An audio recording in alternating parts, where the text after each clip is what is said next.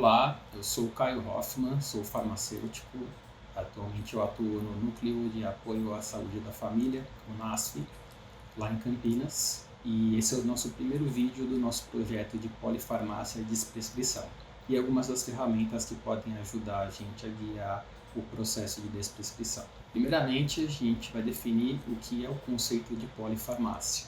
Você pode ver pela etimologia da palavra, é a utilização de vários medicamentos ao mesmo tempo, né? É um tema abrangente, descreve o uso simultâneo de vários medicamentos para o tratamento de um paciente único. Na pesquisa, ele define em geral como uso regular de 5 ou mais medicamentos, embora tenha uma grande variação, dependendo da literatura que você está acessando. Quando que a polifarmácia ocorre? De maneira geral, ela é consequência da multimorbidade, isso é, a presença de várias doenças simultâneas em um mesmo paciente, mas pode ocorrer também em alguns quadros agudos. Às vezes essa polifarmácia é necessária, ela pode ser terapeuticamente benéfica em algumas circunstâncias. Alguns medicamentos eles interagem sinergicamente e a gente consegue obter um efeito maior do que o medicamento isoladamente. Então a polifarmácia adequada é a prescrição para condições complexas ou condições múltiplas, de forma que os medicamentos sejam usados com base na melhor evidência científica possível, a fim de preservar a segurança e o bem-estar do paciente. Alguns exemplos da polifarmácia adequada são no manejo do primeiro ano de infarto, no manejo da dor, onde se busca o efeito de poupar analgésico, poupar o analgésico opioide em especial, nos casos de anestesia e na diabetes. Mas quais que são os principais problemas que a gente encontra na polifarmácia? Ela pode ser preocupante, em especial nos idosos, onde a gente encontra um maior risco de eventos adversos e iatrogênicos, em especial devido à maior sensibilidade do idoso a algumas medicações. Essas complicações podem ser bastante perigosas para o paciente e elas podem ser bastante caras, até financeiramente falando, para o sistema de saúde. Algumas das complicações que podem ser causadas pela polifarmácia incluem quedas, que podem levar a fraturas, hipoglicemia, que pode levar a internações, o coma insulínico, que é bastante perigoso, desmaios, que podem levar novamente a quedas, fraturas e complicações que no idoso são bastante sensíveis.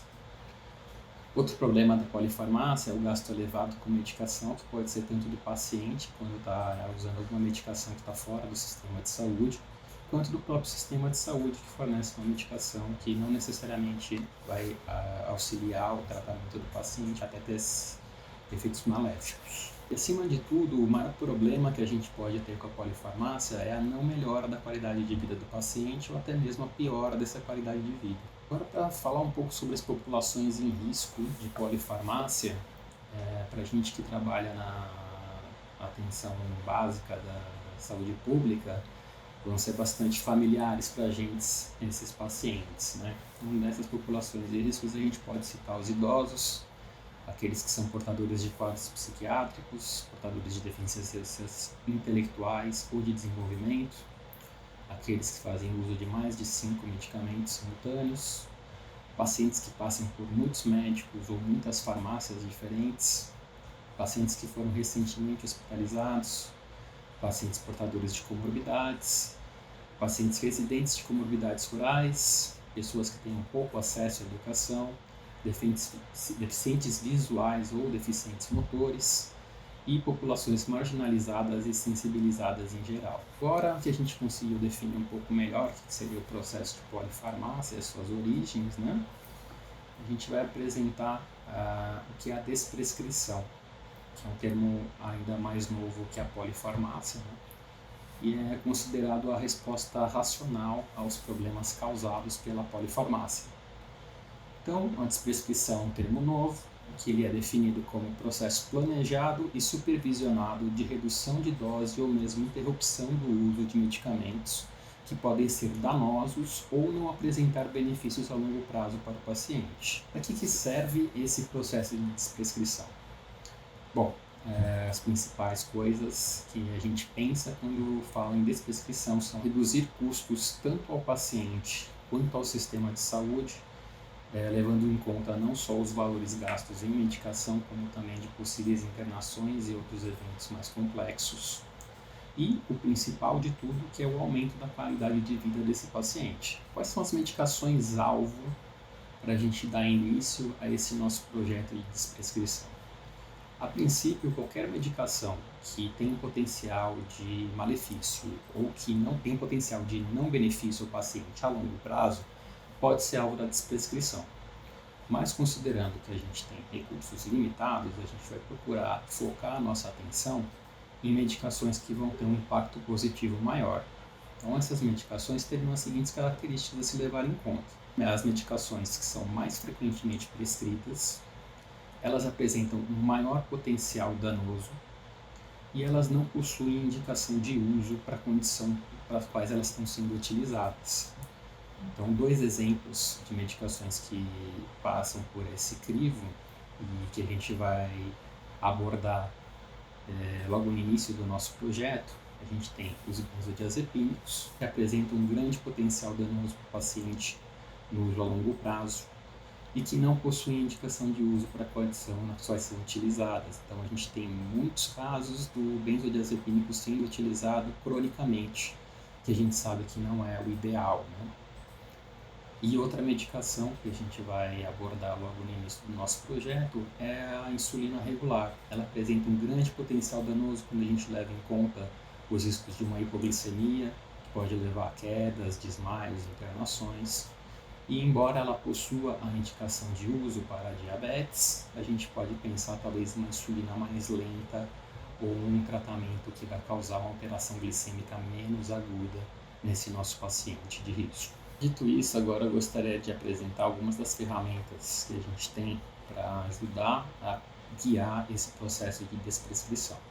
Existem muitas delas e nós vamos abordar só 2 aqui, que são algumas que têm bastante uso, já tem bastante literatura sobre elas. A primeira dessas ferramentas é o critério de Beers, também conhecido como lista de Beers. É uma diretriz publicada pela Associação Americana de Geriatria, e ela é voltada para orientar profissionais de saúde, visando melhorar a segurança da desprescrição.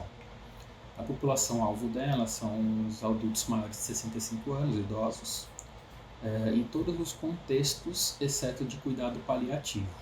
E o objetivo dela é a melhora da relação de risco-benefício dos regimes medicamentosos para esses pacientes em risco. A forma de se utilizar o critério de Beers é bastante simples. Ele nada mais é que uma lista de medicamentos, né? Muitas vezes você encontra ele na forma de uma tabela, onde na primeira coluna você encontra a droga, o medicamento que não é indicado para uso em idosos.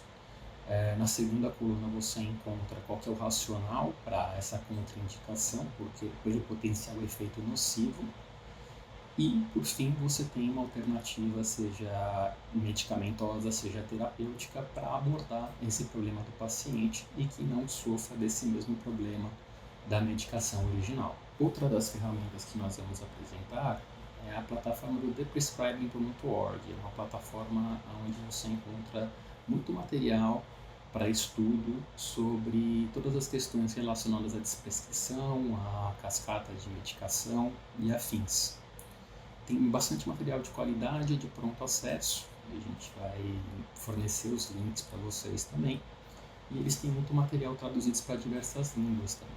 Uma das ferramentas mais interessantes que eles têm são os protocolos de desprescrição, que foram desenvolvidos por eles.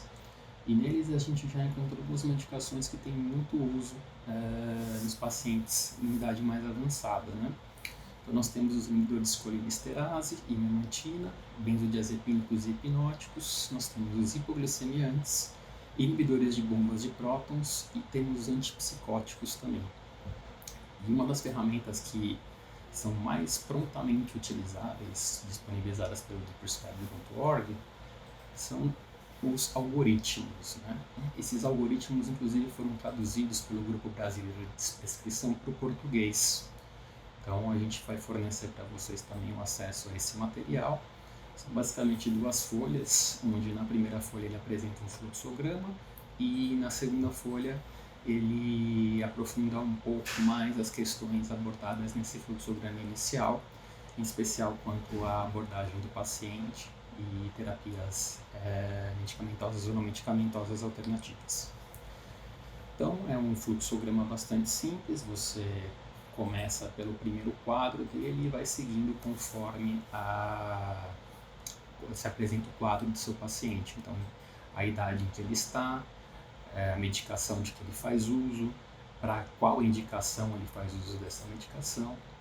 E ao final desse caminho do fluxograma, você vai ter uma sugestão de conduta terapêutica a ser seguida, que obviamente é uma sugestão e fica aberta, claro, ao critério do profissional prescritor, mas que já ajuda a ter uma ideia de como levar isso de uma maneira que já está estabelecida pela literatura. Bom, para essa nossa primeira apresentação é isso.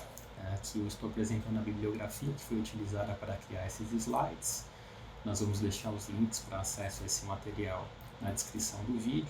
E qualquer problema no acesso, vocês podem entrar em contato comigo também. E eu passo para vocês o material completo.